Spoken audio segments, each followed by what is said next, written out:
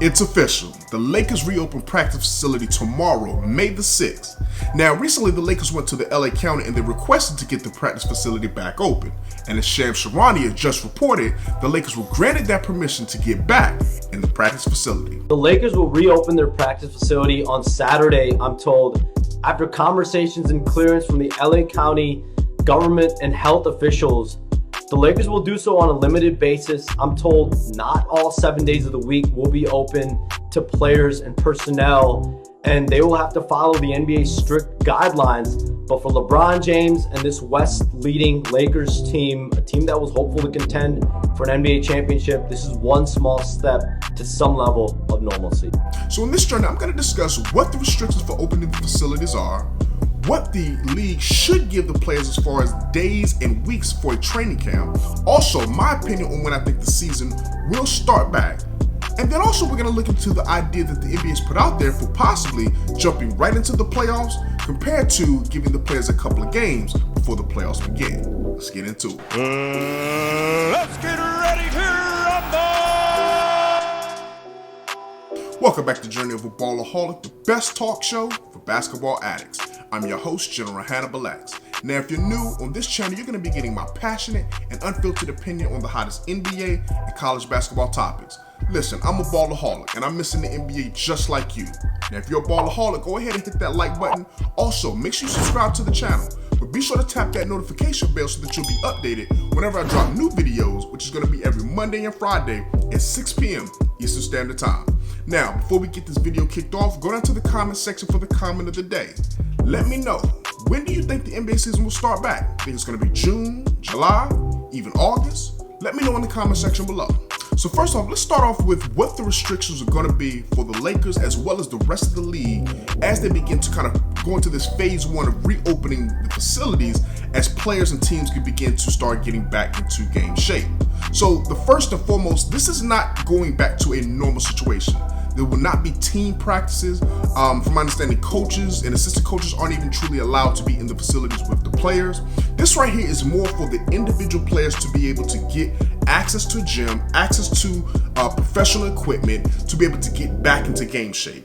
And the maximum amount of players that are going to be allowed in the facility at the same time is going to be just 4 players. So there's no 5-on-5 scrimmages. This is not team-oriented activities per se. This is the ability for 4 guys to get together, work on things that they want to work on together, collectively, to be able to kind of try to knock that rust off and get back into the groove of playing basketball. And that's what we want. So now it kind of leads us into the second part of this, which is how much time should the NBA give these players to kind of get that rust off? And I think when you think about it, initially they reported they wanted to do like a 11 to 14 day time period for like individual workouts, and then go into a 2-week time period of team centered, almost like a mini training camp. And so that would give you almost about a month worth of time to be able to get back into playing shape. Listen, let's be honest. No team is going to be back into the peak mid-season form that they were before the season got cut off. That's just unrealistic. Even as we continue to get back into the playoffs, the season and or playoffs, you're not going to see that high level basketball that we once would have been able to see. Because I'm going to be honest with you, this is going to be an amazing season. However, we got to settle for the best of the rest. And so therefore, we want to make sure that the players are getting the most opportunity that they have to work on the individual games. Because let's be honest with you, all of these NBA players do not have access to public facilities and or private facilities. Think about this. If you're somebody who's not a LeBron James or some of these guys who have just buku money, you don't have your own gym in your own facility. So if you've been under stay-at-home orders, you can't even get up shots. There's some guys who talked about they haven't really truly even picked up a basketball to shoot on a basketball on a basketball goal in months. So this is going to give those guys that opportunity to kind of get back out there and get in a professional environment to get those juices flowing again. Now, at the same time, the NBA has to decide how much time they want to give them. How much time are we going to truly allow from now until the season begins?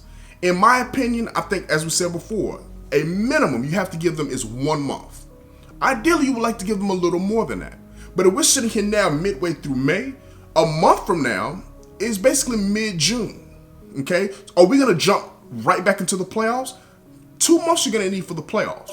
You're gonna need a 2-month time period for the playoffs. So that's where you got some people who are suggesting, let's just go right into the playoffs. You can go from mid-June to mid-August, and that'll kind of keep you out of that whole football schedule, right? So I understand that. Once again, we know we're not gonna get the top quality basketball that we would have gotten had the season never ended.